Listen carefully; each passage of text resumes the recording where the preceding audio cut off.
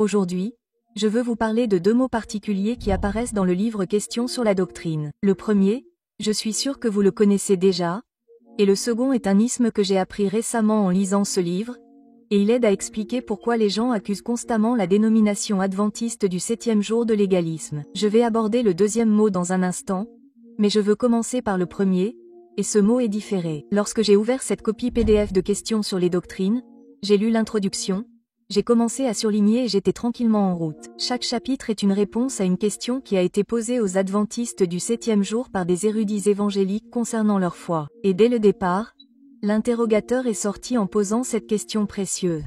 Quelle doctrine les adventistes ont-ils en commun avec les chrétiens en général? Et sur quels aspects de la pensée chrétienne diffèrent-ils? Je n'y ai pas prêté attention. Mais au moment où je suis arrivé au chapitre 27, j'ai commencé à remarquer un mot qui revenait sans cesse dans la question qui commençait chaque chapitre. Et ce mot était « différé ». Les évangéliques qui posaient la question voulaient savoir « Pourquoi êtes-vous différent de tout le monde ?» Veuillez prendre un moment pour me faire plaisir pendant que je vous montre les autres questions qui utilisaient le mot « différé ». Chapitre 18. Pourquoi les adventistes diffèrent-ils des autres chrétiens en reliant la marque de la bête à la question du sabbat? Chapitre 22. Quels sont les enseignements fondamentaux des adventistes du 7e jour concernant les prophéties inspirées de la Bible et en quoi et pourquoi êtes-vous différents? Chapitre 26, qui parle de la prophétie des 70 semaines de Daniel 9. Sur quelle base êtes-vous différents de ces fondamentalistes actuels qui soutiennent que la 70e semaine est séparée par un vaste intervalle de plus de 19 siècles et ne s'accomplira pas avant la fin des temps? Chapitre 27. Concernant la prophétie des 2300 jours de Daniel 8, votre position ne diffère-t-elle pas à la fois de celle des fondamentalistes et des modernistes, ainsi que de celle des juifs et des catholiques romains? Chapitre 30. Concernant l'expiation sacrificielle, veuillez expliquer votre position et indiquer en quoi vous différez des autres sur l'expiation. Et enfin, chapitre 45. Concernant le message des 3 anges, que veulent dire les adventistes du 7e jour en mettant constamment l'accent sur l'évangile éternel d'Apocalypse 14/6? S'agit-il d'un évangile particulier que vous cherchez à prêcher et qui diffère de l'évangile mis en avant par les protestants en général? Veuillez préciser le sabbat, la marque de la bête, la prophétie de la fin des temps, la prophétie des 70 ans, la prophétie des 2300 jours, l'expiation du Christ, les messages des 3 anges. Pour résumer certaines questions longues, ils veulent savoir pourquoi vous êtes en désaccord. J'aimerais pouvoir parler de tous ces points dans une seule vidéo, mais je ne peux manifestement pas. Aujourd'hui, je veux me concentrer sur la doctrine la plus largement reconnue sur laquelle les adventistes du 7e jour diffèrent, et c'est bien sûr le sabbat du 7e jour. C'est celle-là. C'est celle qui fait dire des choses comme ça aux gens. C'est Tony qui dit « Le sabbat est-il vraiment le samedi? Si c'est le cas, pourquoi allons-nous à l'église le dimanche? Sommes-nous tous destinés à l'enfer si nous n'honorons pas vraiment le sabbat le samedi? » Absolument. Si vous n'honorez pas le samedi, si vous jouez au golf, vous irez en enfer? C'est sûr. Non, je plaisante. À moins que votre jeu ne soit bon, n'est-ce pas? À moins que votre jeu ne soit bon. Si vous avez un handicap de 2, alors vous irez en enfer. Non. La raison pour laquelle nous célébrons le dimanche, c'est parce que c'est le jour de la résurrection. Et Jésus, le sabbat pour les Juifs était le samedi. Mais pour les chrétiens, nous célébrons le dimanche parce que le premier jour de la semaine. Les disciples sont venus au tombeau et le tombeau était vide. C'est le jour de la résurrection, c'est pour cela que nous le célébrons. Lorsque la Bible parle de célébrer le sabbat, elle parle d'honorer le jour du Seigneur. Ce n'est pas une question de jour. C'est qu'un jour sur 7 est un jour de repos. Très bien. Le sabbat est celui qui pousse vraiment les gens à traiter les adventistes de légalistes. En gardant ce mot à l'esprit, je veux vous parler du deuxième mot que j'ai mentionné plus tôt. C'est un mot qui apparaît 2 fois dans les questions sur la doctrine. Et ce mot est l'antinomisme. Si vous ne savez pas ce que ce mot signifie, laissez-moi vous le dire. Ce mot est une combinaison du mot anti qui signifie contre et de namos qui signifie loi.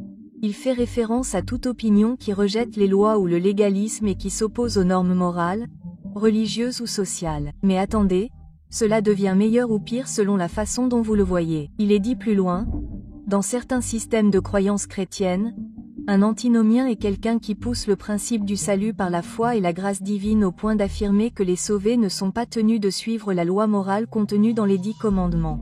Les antinoméens croient que la foi seule garantit la sécurité éternelle au paradis, quelles que soient les actions de chacun. Je suis sûr que beaucoup d'entre vous l'ont déjà entendu ou l'ont déjà dit. La loi est abolie. Les 10 commandements ont été cloués sur la croix. Ce sont les mots d'une personne qui a adopté le principe de l'antinoméisme. Et j'ose dire qu'une grande partie du monde chrétien a accepté ce principe. Essayez de dire aux gens que Jésus va revenir la semaine prochaine. Je vais vous demander de partir parce que je ne plaisante pas avec vos absurdités de témoins de Jéhovah et d'adventistes du 7e jour respectueux de la loi. Je ne plaisante pas. Et laissez-moi aller un peu plus loin pour tous ces adventistes du 7e jour qui me regardent pour une raison quelconque et m'envoient des lettres. Vous adorez le diable parce que vous vous réunissez le dimanche. Jésus a accompli la loi. Jésus est devenu mon sabbat. Et je suis là pour vous dire que j'adore le premier jour de la semaine à cause de la gloire de la résurrection. Je ne suis pas sous la loi du sabbat. Jésus a dit qu'il viendra un jour, peu importe quand, peu importe où, mais ce qui compte, c'est qui vous adorerez. Je vous le dis, l'adoration du samedi, en ce qui concerne la loi, est une doctrine démoniaque. Tais-toi et ne viens pas me voir avec toutes ces bêtises. J'ai pu adorer le samedi à cause de la loi. Je ne suis pas sous la loi. Skippy. Oh, cela me fait me demander avec le déluge fréquent d'accusations selon lesquelles les adventistes du 7e jour pratiquent le légalisme en honorant le 4e commandement de le garder saint. Le problème n'est peut-être pas que les adventistes du 7e jour pratiquent le légalisme en sanctifiant le sabbat du 7e jour. Mais peut-être que ce sont les autres qui pratiquent l'antinoméisme en rejetant le sabbat du 7e jour. L'antinoméisme n'a rien de nouveau et il était bien vivant au premier jour du christianisme dans le livre de l'Apocalypse. Ce type de pensée sur la loi est mentionné au chapitre 2.6. À cette époque, on l'appelait la doctrine des Niclets. Et cet article sur le sujet dit que cette doctrine semble avoir été une forme d'antinoméisme qui fait l'erreur fatale que l'homme peut librement participer au péché parce que la loi de Dieu n'est plus contraignante. Lorsque je prends une décision logique concernant ma foi, je dois me poser une question très simple, et c'est ce que nous faisons sur notre chaîne de raisons valables en partant de rien, étape par étape, pour voir si nous pouvons logiquement aboutir à l'adventisme du 7e jour. La question que je dois me poser lorsque je suis confronté à toutes ces options contradictoires est: qu'est-ce qui est le plus raisonnable? Qu'est-ce qui est le plus logique? Évidemment, la foi va bien au-delà de la logique et de la raison. Mais Dieu est le créateur de la logique et de la raison. Et Dieu est un maître de l'intellect. Et c'est ce même Dieu qui a dit: venez maintenant, raisonnons ensemble. Contrairement à la croyance populaire, je ne suis pas là pour convaincre qui que ce soit de quoi que ce soit, car ce n'est pas mon but. Mon but est de partager mes raisons et mon expérience. Et chacun doit décider par lui-même si les raisons sont raisonnables ou logiques. Dans cet esprit, je veux vous montrer une image, puis vous poser une question. Imaginez que vous conduisez sur la route en vous occupant de vos affaires et que vous passez devant une église qui a ce panneau à l'extérieur. Dites-moi ce que vous pensez de ce panneau. D'accord. Maintenant, vous roulez un peu plus loin sur la route et vous voyez ce panneau. Que penseriez-vous de ce panneau? Je suis presque sûr que la plupart d'entre vous trouveraient étrange et blasphématoire que quelqu'un suggère l'idée que vous pourriez avoir un service d'idolâtrie ou un service d'adultère dans une église chrétienne. Maintenant, demandez-vous pourquoi vous ressentez cela. Je pense pouvoir vous dire pourquoi. C'est parce que vous savez que les 10 commandements stipulent clairement que nous ne devons pas adorer d'idoles et que nous ne devons pas commettre d'adultère. Logiquement, je ne vois aucune différence entre ce raisonnement et celui qui change le jour de culte du sabbat au dimanche en l'honneur de la résurrection de Dieu. Il n'y a aucune preuve que le Christ ait dit de faire cela, car les preuves montrent que le Christ a institué la communion pour honorer sa mort et sa résurrection. C'est ce qu'il a dit que nous devrions faire en mémoire de lui. Il y a toutes sortes de raisons que les gens donnent pour dire que nous sommes censés observer le dimanche. Mais la question est: est-ce une raison valable? Est-ce une raison qui repose suffisamment sur des preuves bibliques? Si vous voulez être cohérent intellectuellement dans vos croyances, vous devez décider s'il est acceptable pour nous, en tant qu'êtres humains, de modifier les commandements de Dieu. Car si vous décidez que c'est acceptable, vous devez également reconnaître qu'il n'y a rien de mal dans le signe du service d'idolâtrie et le signe du service d'adultère. Et en fait, c'est exactement ce que croit l'Église catholique. Ils affirment hardiment que l'Église catholique prétend bien sûr que le changement était son acte et que cet acte est une marque de son pouvoir ecclésiastique et de son autorité en matière religieuse, et ce n'est pas moi qui l'ai dit. C'est pourquoi ils ont aussi des idoles dans leurs églises, car ils croient que l'Église a le pouvoir de redéfinir ce que Dieu a défini.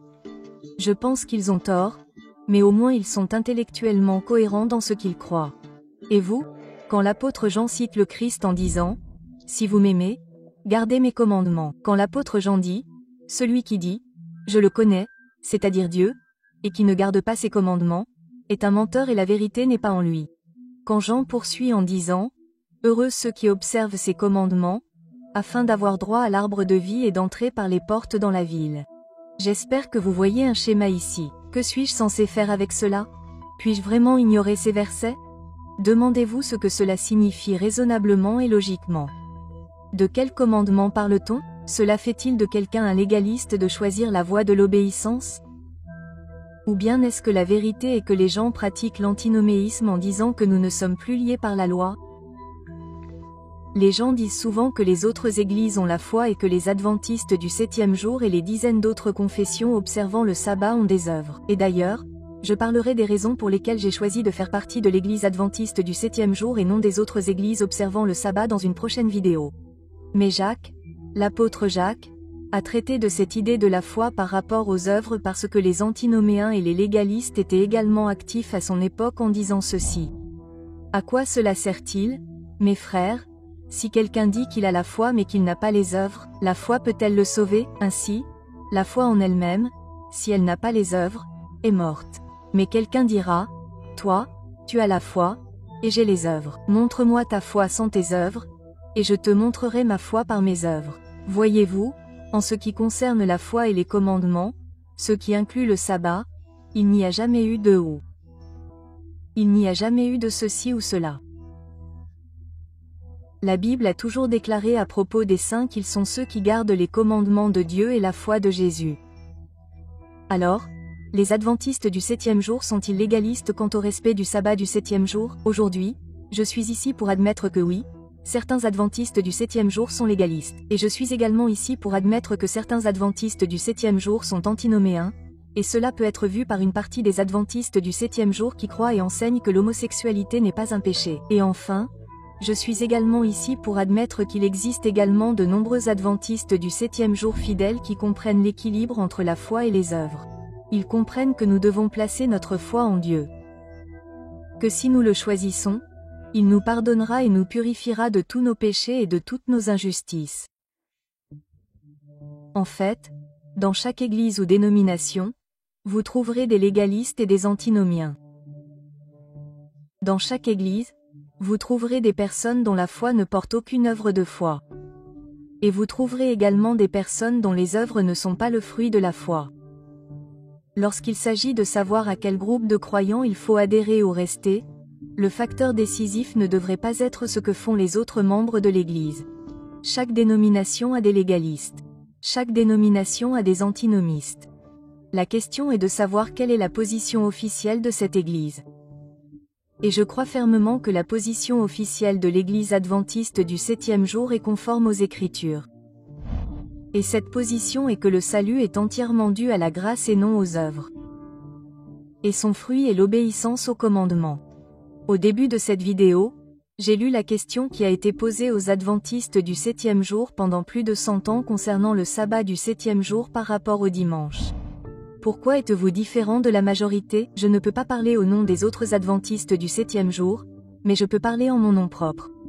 Je ne suis pas d'accord car le poids des preuves, verset après verset, écriture après écriture, me dirige vers un Dieu qui me demande de lui abandonner ma vie et de lui donner la permission de vivre chacun de ses 10 commandements dans ma vie. Et lorsque j'échoue, je sais aussi que j'ai un avocat auprès du Père pour me pardonner et me purifier. Et par sa grâce, c'est ce que j'ai l'intention de faire. Si vous souhaitez en savoir plus sur ce sujet, veuillez consulter nos autres vidéos intitulées le Trans-Sabbat, où nous parlons du sabbat, du genre et de la raison pour laquelle vous ne pouvez pas redéfinir ce que Dieu a défini. Et si vous voulez comprendre l'équilibre entre la foi et les œuvres, alors regardez notre vidéo, Réparez votre christianisme brisé, vous trouverez les liens vers la description ci-dessous. Si vous avez été béni par cela, veuillez la partager avec d'autres. Et si vous ne l'avez pas encore fait, n'oubliez pas de vous abonner et de rejoindre cette communauté que nous essayons de construire pour relancer l'adventisme. À mon humble avis, relancer l'adventisme, c'est ne pas vivre une vie de colère envers l'Église et attendre que les dirigeants arrangent les choses. Il s'agit d'être suffisamment mature spirituellement pour reconnaître que le changement commence par soi-même. Et par la grâce de Dieu, cette influence peut ensuite commencer à se propager aux autres. Mais qu'est-ce que j'en sais? Je ne suis qu'un type quelconque sur YouTube. J'espère vous revoir. Que Dieu vous bénisse.